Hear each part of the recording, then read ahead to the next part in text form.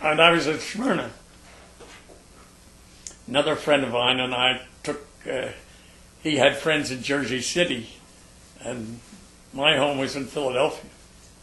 So I took a 25 and we flew into Philadelphia in the Navy base.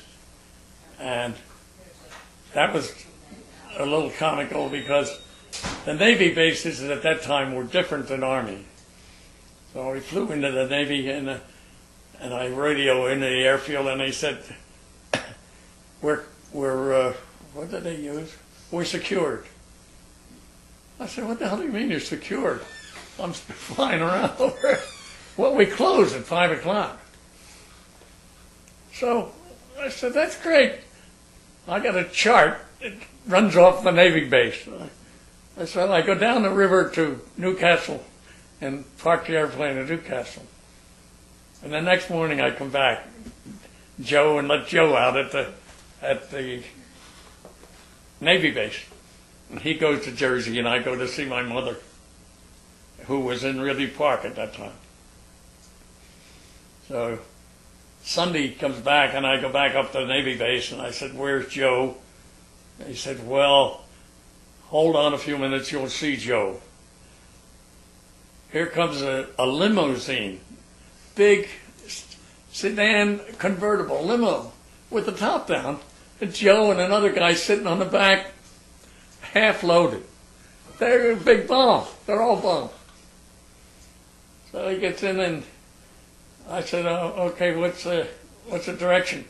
And the tower says you got a short runway because you're heading for the municipal field right at the end of the Navy base. I said, is that the best you have? He says, that's the best we have today. It's a short one. So Joe says, I'll take it off. I said, Joe, the only way you're going to take it off is if I tie you hands in the back of the seat. Okay? So I said, I'll go along with you one way. He said, well, look at all those friends that are here, brought me down there. I said, okay, get in the right seat. We'll turn the airplane around, and it looks like you're in the left. So you tell them to take a picture of you in the left, and we'll turn around and take off. Well, we took off, and we got off of there all right. And I went down by Ridley Park, which was right south of Philadelphia. So he says, boy, look at that. They're having a big football game down there at the local high school. Why don't we let them know who they are? Well, the high school was over here, and the lake, and my mother's house was over here on another hill. So he says, yeah. So we buzzed the group, which was illegal as hell because there was a lot of people there. So I get home, I get back to Smyrna, and my CO says, do you enjoy the trip? I said, I sense something's wrong. He says, you've been reported for buzzing. I said, get out. No.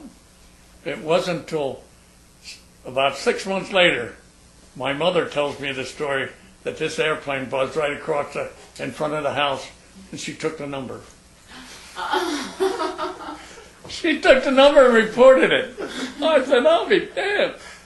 All the times I buzzed, I never got reported, only by my mother. Yeah.